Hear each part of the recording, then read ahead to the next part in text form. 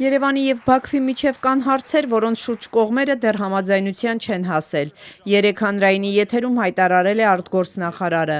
Արարատ Միրզոյանը սակայն չի հստակեցրել, որոնք են այդ հարցերը։ Դեռ չենք պայմանավորվել։ Օգոստոսին Վաշինգտոնում ձեռք բերված համաձայնություններից հետո հայկական կողմը պնդում է՝ խաղաղություն է հաստատված։ Ադրբեջանից մինչդեռ հայ-ադրբեջանական խաղաղության համաձայնագրի ստորագրման համար պահանջում են փոխել սահմանադրությունը։ Արտգործնախարար Միրզոյանը չլուծված խնդիրներից խոսելիս կենտրոնացավ հենց այս հարցի վրա, պնդելով, թե այդ օրակարգի շուրջ Բաքվի հետ բանակցություններ չկան։ Պետք է սա ավարտվի ստորագրմամբ եւ հետո վավերացմամբ։ Եվ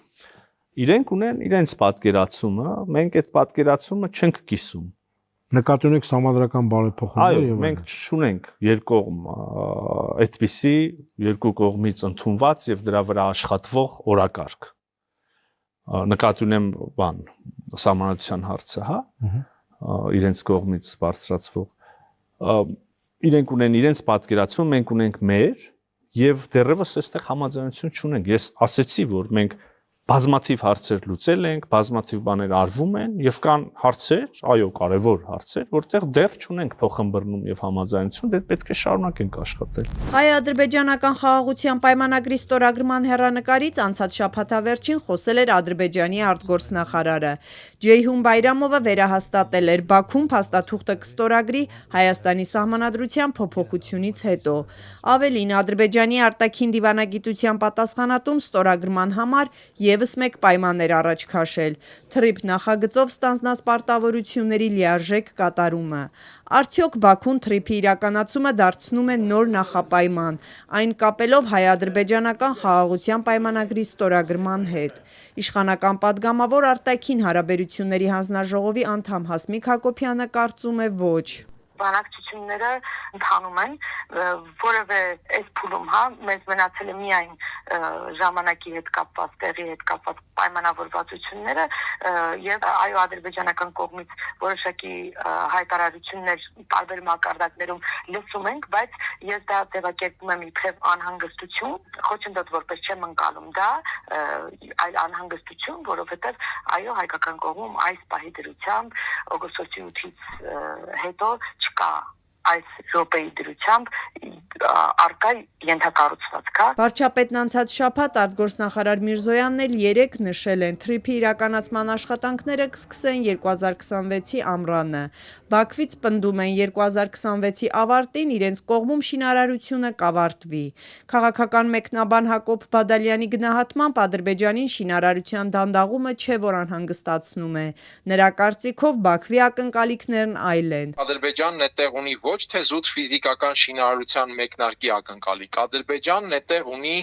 այսպես ասած, մասնակցության եւ որոշակի իրավունքների ակնկալիք։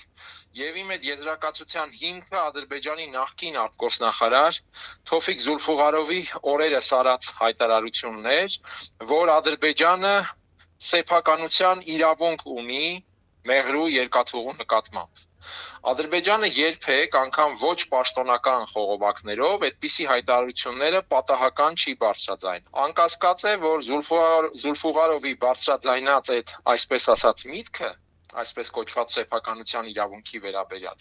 դա Ադրբեջանի պաշտոնական օրակարգ է, դա Ադրբեջանի պետական քաղաքականության մաս է։ Վաշինգտոնյան փաստաթղթով Ադրբեջանը անխոչնդոտ ճանապարհ կստանա դեպի Նախիջևան, իսկ Հայաստանը միջազգային եւ ներպետական հաղորդակցություն փոխադարձ առավելություններով։ Իսկ թրիփ ծրագրի շրջանակը սահմանելու նպատակով Հայաստանում Միացյալ Նահանգներն աշխատելու են փոխադարձաբար համաձայնեցված երրորդ կողմերի հետ։ Հակոբ Բադալյանը պատահական չի համարում, որ հռչակագրում նման կետ կա։ Սա հիմք է ենթադրելու, որ թրիփի անմիջական այդ